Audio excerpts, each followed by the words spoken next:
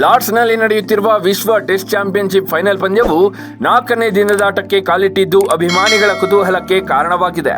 ಹಾಲಿ champion ಕಾಂಗರೂಗಳ ಜೊತೆ final ಸೆಣಸಾಟ ನಡೆಸುತ್ತಿರುವ ದಕ್ಷಿಣ Africa ಆಸೀಸ್ನ ಅಹಂ ಮುರಿಯುವ ಎಲ್ಲಾ ಲಕ್ಷಣಗಳು ಎದ್ದು ಕಾಣುತ್ತಿವೆ. ಜೂನ್ 11ರಂದು ಪ್ರಾರಂಭವಾದ ಟೆಸ್ಟ್ ಚಾಂಪಿಯನ್ಶಿಪ್ ಪಂದ್ಯ ಇಂದೇ ನಿರ್ಣಾಯಕ ಹಂತವನ್ನ ತಲುಪುವ ಸಾಧ್ಯತೆ ಇದೆ. ಹೌದು, 2ನೇ ಇನ್ನಿಂಗ್ಸ್ ಪ್ರಾರಂಭಿಸಿದ ಆಸೀಸ್ ಉತ್ತಮ ಆರಂಭವನ್ನ ಕಾಣಲಿಲ್ಲ. ಅಲೆಕ್ಸ್ ಕ್ಯಾರಿಯ 43 ರನ್ ಹಾಗೂ ಮಿಚೆಲ್ ಸ್ಟಾರ್ಕ್ನ ಅಜೇಯ 58 ರನ್ ಆಸ್ಟ್ರೇಲಿಯಾ 207 ರನ್ ಕಲೆ ಹಾಕುವಲ್ಲಿ ಮಹತ್ತರ ಪಾತ್ರ ವಹಿಸಿತು. ಆದರೆ ಸೌತ್ ಆಫ್ರಿಕಾ ವೇಗಿ ರಬಾಡ ಮಾರ್ಕ್ ದಾಳಿಗೆ ಆಸೀಸ್ ದಾಂಡಿಗರು ತರಗಲಿಯಂತೆ ಉದುರಿ ಹೋದ್ರು. ಮೊದಲ ಇನ್ನಿಂಗ್ಸ್ನಲ್ಲಿನ 74 ರನ್ಗಳ ಹಿನ್ನಡೆ ಕಂಡಿದ್ದ ಆಫ್ರಿಕಾ 2ನೇ ಇನ್ನಿಂಗ್ಸ್ನಲ್ಲಿ ಮಾರ್ಕ್ರಮ್ ಬ್ಯಾಟಿಂಗ್ ನೆರವಿನಿಂದ ಭರ್ಜರಿ ಆರಂಭ ಕಂಡಿತು.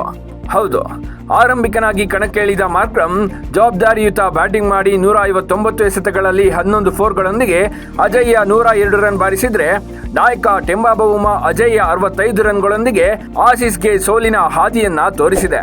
3ನೇ ದಿನದಾಟದ ಅಂತ್ಯಕ್ಕೆ ಸೌತ್ ಆಫ್ರಿಕಾ ತಂಡವು 2 ವಿಕೆಟ್ ಕಳೆದುಕೊಂಡು 213 ರನ್ ಕಲೆ ಹಾಕಿ ಭರ್ಜರಿಯಾಗಿ ಮುನ್ನುಗ್ಗುತ್ತಿದ್ದು, ಇಂದು ವಿಶ್ವ ಟೆಸ್ಟ್ ಚಾಂಪಿಯನ್ಶಿಪ್ ಫೈನಲ್ ಯಾರ ಪಾಲಾಗಲಿದೆ ಎನ್ನುವುದು ಖಚಿತವಾಗುತ್ತೆ. ಟ್ರೋಫಿ ಗೆಲ್ಲಲು ಸೌತ್ ಆಫ್ರಿಕಾಗೆ 69 ರನ್ ಬೇಕಿದ್ದು, ಅತ್ತ ಆಸ್ಟ್ರೇಲಿಯಾ ತಂಡಕ್ಕೆ ಗೆಲ್ಲಲು 8 ವಿಕೆಟ್ನ ಅವಶ್ಯಕತೆ ಇದೆ. ಮಾರ್ಕ್ರಮ್ ಮತ್ತು ಬವುಮಾ ಉತ್ತಮ ಆಟವನ್ನು ಆಡ್ತಿದ್ದು, ಈ ಬಾರಿ ಚಾಂಪಿಯನ್ ಆಗುವ ಎಲ್ಲಾ ಲಕ್ಷಣಗಳು ಕಾಣ್ತಿವೆ. ಲೇಟೆಸ್ಟ್ ಹಾಗೂ ಇಂಟ್ರೆಸ್ಟಿಂಗ್ ಸುದ್ದಿಗಳಿಗಾಗಿ ಬಾಸ್ ಟಿವಿ ಕನ್ನಡ ಚಾನೆಲ್ನ ಸಬ್ಸ್ಕ್ರೈಬ್ ಮಾಡಿ. ಹಾಗೆಯೇ ಬೆಲ್ ಐಕಾನ್ ಪ್ರೆಸ್ ಮಾಡಿ.